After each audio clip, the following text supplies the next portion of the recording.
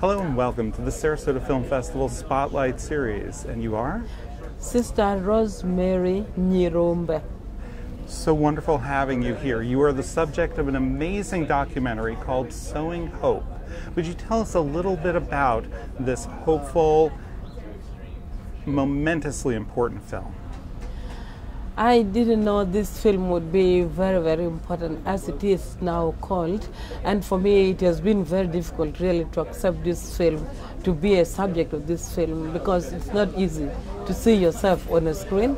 And also, there are very, very painful moments in that film, very emotional, which I try to hide. I didn't like to speak about it. But at the end of it all, after reflecting, I realized that the film is not about me. It's about people who will never speak for themselves. Yes. It is really about people who have gone through very painful experience and cannot share it with anybody. So I am the subject of this film to speak on their behalf. Absolutely, absolutely.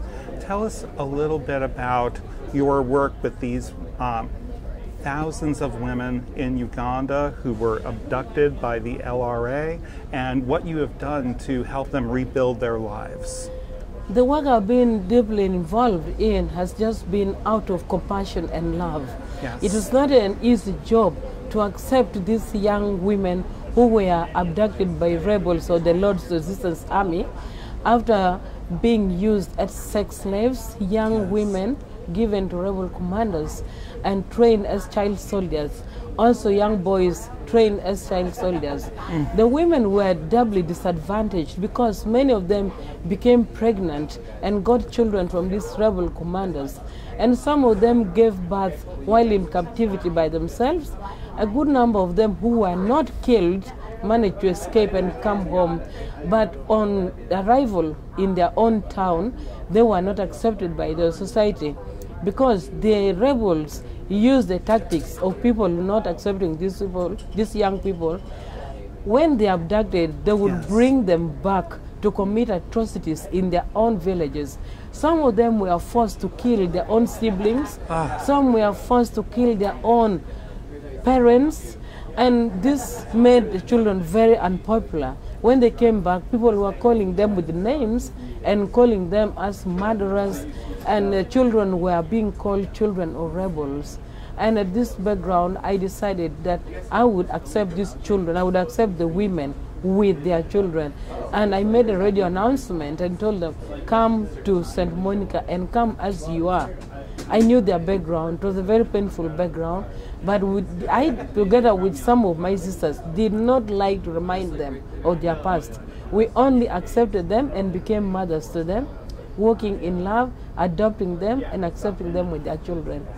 And the methods of helping them rebuild their lives, as the title indicates, is you fought rebel armies with sewing machines. Tell us a little bit about that. Yeah, that is the skill I thought would very much help these young women, even to get involved in sewing and restoring their own dignity, sewing their own pain away. By getting involved to do something very, very important for the society.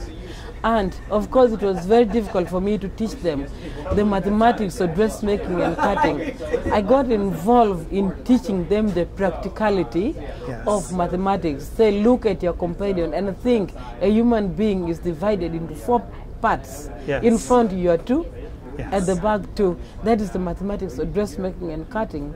That's all I introduced these girls, that they could be able to make uniforms for themselves to start with. And later they were able to make uniforms for their children. And again, I thought it would be a trade these women could remain with for the rest of their lives. Because a lot of people kept on telling me, you're teaching them how to make clothes, but they can buy second-hand clothes in the market. And I could reason them and say, no, they would never get new clothes. There is a dignity in sewing your own clothes.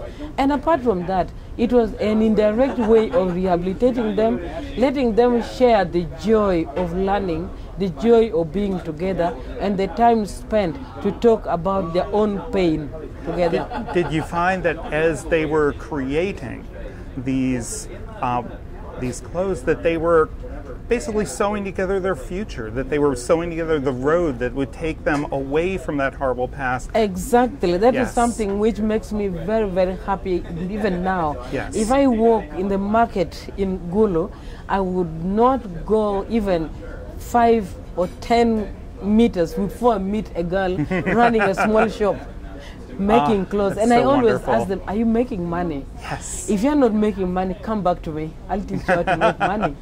Because Oh, it's that's very wonderful. important for these women to be able to walk through their own future, have their own destiny in their own hands. My struggle has been to take them away from begging, Yes. and also not to let them think that they could make money through simple and cheap ways like prostitution. I told them, you can have your own dignity, you can work through. I emphasize the ethics of work, and that's why for me the sewing machine has been very, very important as part of the skills I could give them. I'm not a seamstress myself, but I had to teach myself how to sew. That's amazing. That's all I could do practically. Tell us a little bit about Pros for Africa. Yeah. Pros for Africa is an organization which was started by one man, Reggie Whitten, who is a very successful lawyer in the United States. He's an attorney in Oklahoma. And this is the man who lost his own son due to prescription drug abuse. And when the son died, this man lost hope in life. And he said he himself was walking like a dead man. He never thought he would live again. But his friend from Washington, D.C., Bob Hunter, who was taking me as his own daughter, decided to invite him to come to Africa. By then he said he had no involvement, he knew nothing about Africa. So when they went, he was taken right to Gulu. And by that time, they found I had children who were running away from the rebels. Every night, I would have like 500 young children. These are the children who were eventually called by international community as invisible children. Yes. They were night commuters who were keeping these children every day, together with some of our students who escaped from the rebels. We had all these children in a very small and painful community. But it was a community with a joy, a community where you would find a family. Yes. And this is exactly what Reggie Whitten saw. He saw smiles on the face of these suffering children.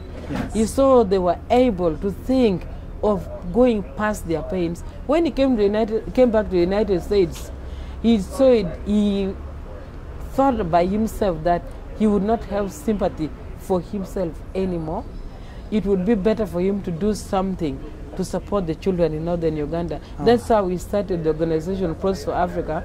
And over years, he has taken so many very important people, celebrities, athletes in northern Uganda through this organization to see the work we are doing.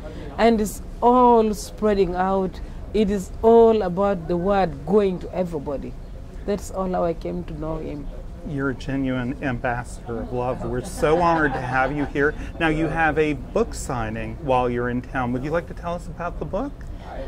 The book has the same title, Sowing Hope. Yes. And I think this has been a carefully chosen title because we are looking at these children going past their own pain, and the whole idea is to look towards hope. I've always told these children, life seems to have stopped for you, but you can live in hope. Yes. And I wanted all of them to know that we would rebuild their lives from where life seemed to have stopped. And we would be able to help them. We would be able to accompany them. We would look towards the future. We would look towards hope. That is all why the film and the book is called All Sowing Hope, and we're using the needle, analogy of a needle. That means we are actually sewing together. Yes. We are building broken lives together. We are putting like trash, things which people never believed could be put again to be beautiful. People who were thought not to be beautiful, put aside, we are sewing them together, we are putting together, and we are trying to let them continue walking in hope. That's why trash, pop tabs, anything, plastic bottles are all very important to me because they signify exactly the people I'm dealing with.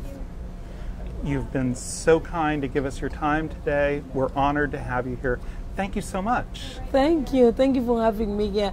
It's a great pleasure for me to be here. And I never knew this film will go to big film festivals like the Sarasota. It's my first time to be here, and I really feel honored to be here. Thank you so much. We are honored. Thank you.